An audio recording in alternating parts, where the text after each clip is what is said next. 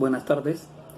En esta oportunidad le vamos a hacer una pequeña exposición sobre el rubro de los pasivos para la cátedra de Auditoría Superior, para la carrera de Contaduría Pública de la Universidad Nacional Experimental de los Llanos Occidentales, Ezequiel Zamora, en convenio con el Enlace Latinoamericano de Universidades. En primer lugar, tenemos que hacer mención de que los activos son deudas y obligaciones que posee la empresa. Estas se reflejan en el estado de situación financiera y los mismos tienen su origen en transacciones financieras pasadas. La clasificación de los pasivos es muy importante,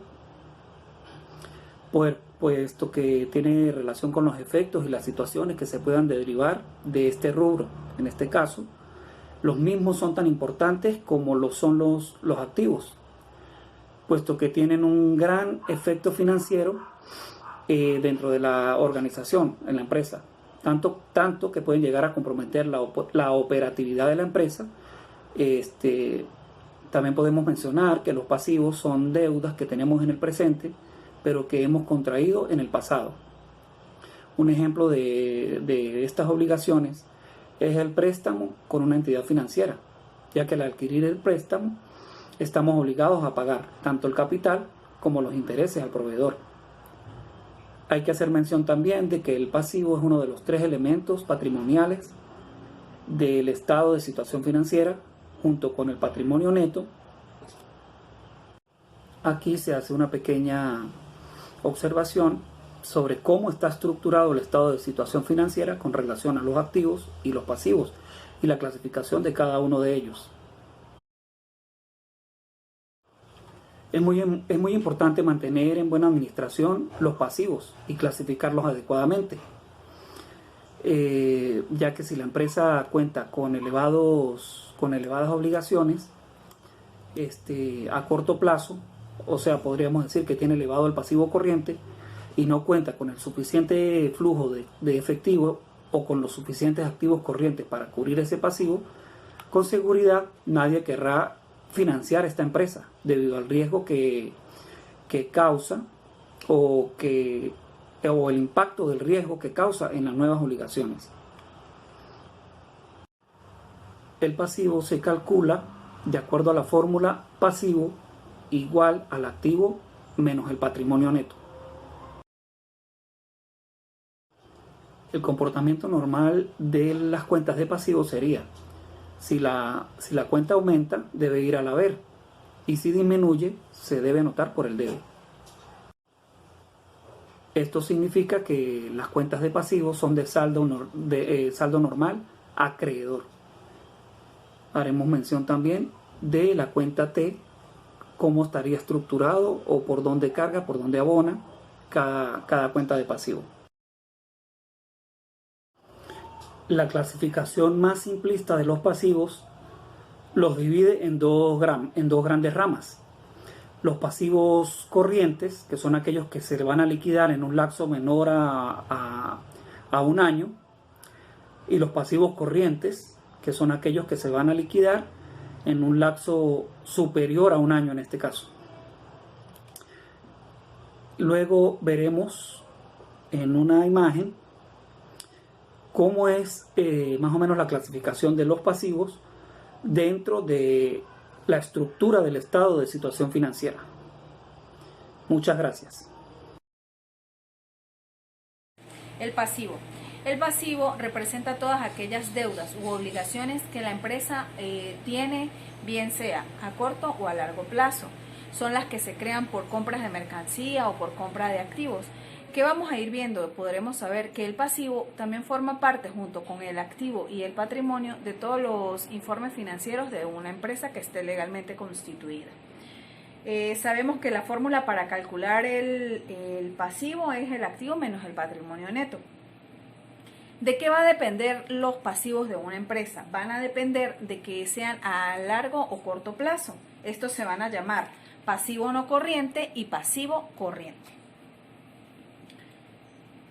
Tenemos los pasivos a corto y largo plazo. Los pasivos a corto plazo son aquellos que usamos para comprar mercancía o aquellos créditos que no superan el año de crédito y que vamos a pagar en determinados días o meses, por lo general hasta 90 días para pagar una deuda que corresponda a compra de inventario o cualquier otro gasto en el que incurra la empresa.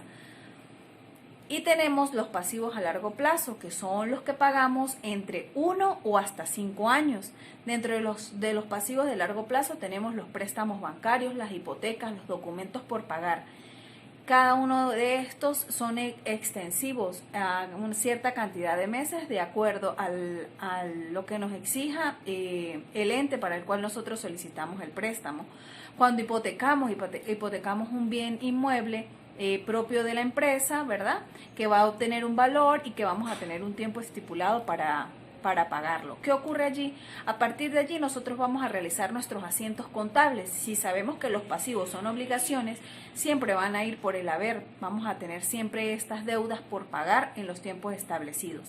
Cuando las cancelaciones se realizan, ¿verdad? Nosotros vamos a sacar el dinero de nuestro banco y estas cuentas por pagar o documentos por pagar se van a ir disminuyendo en los tiempos establecidos. Tenemos que tener claro también que los pasivos a largo plazo nos generan intereses y estos intereses no abonan capital, que es el préstamo que hemos obtenido. Siempre nos ayudan los pasivos a largo plazo a mantener una actividad financiera dentro de la organización, aunque siempre hay que tener un poco de cuidado de qué manera solicitamos estos préstamos. Lo importante es hacer crecer la empresa, pero como siempre, cumplir con nuestras deudas.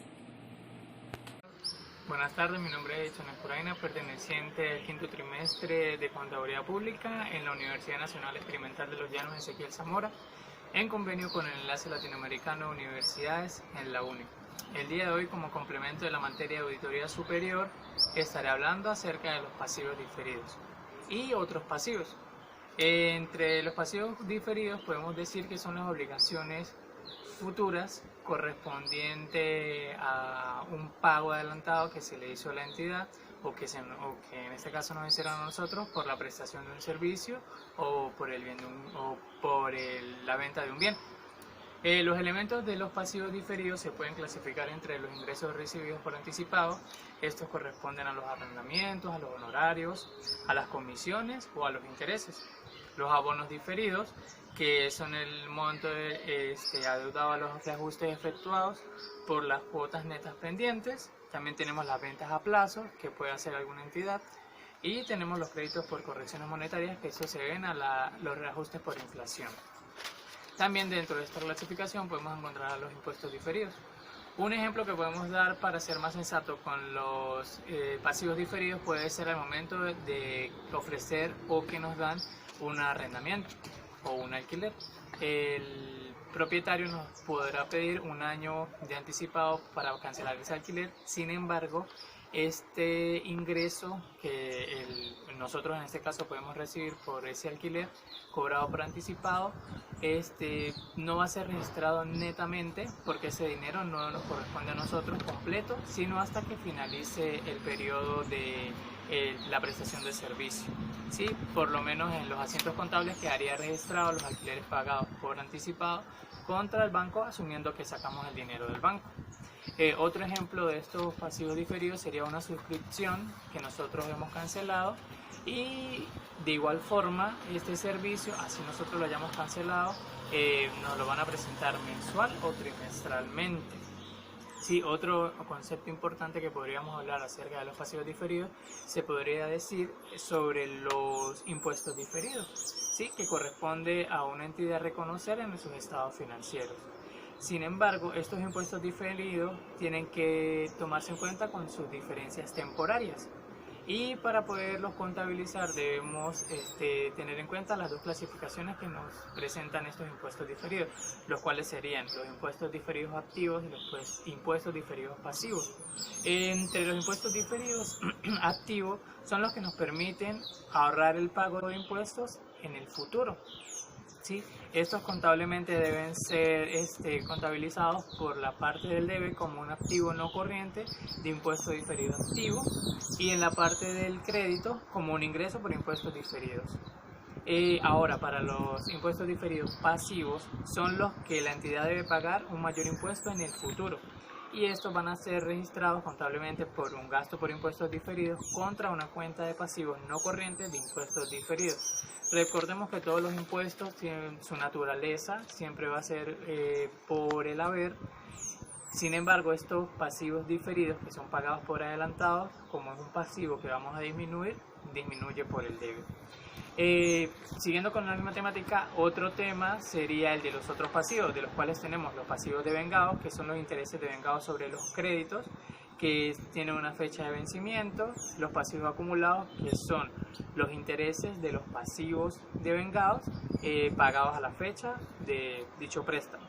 Tenemos los pasivos exigibles, que son todas las deudas o obligaciones con personas naturales o jurídicas, los pasivos exigibles a la vista, que son los depósitos en efectivo que reciben los bancos en las cuentas de ahorros y corrientes. Tenemos también los pasivos no exigibles, que son tomados de las reservas o de la capital social, pero no son exigibles a la empresa su devolución. Los pasivos contingentes y también tenemos los pasivos laborales, que son los que la empresa deben pagarle a sus empleados por prestaciones sociales, y los pasivos totales, que representan la suma de las cuentas de todos los pasivos, incluyendo el capital y reservas de la empresa. Eso sería todo el tema en cuanto a los pasivos diferidos. Muchas gracias por su atención y hasta una próxima oportunidad.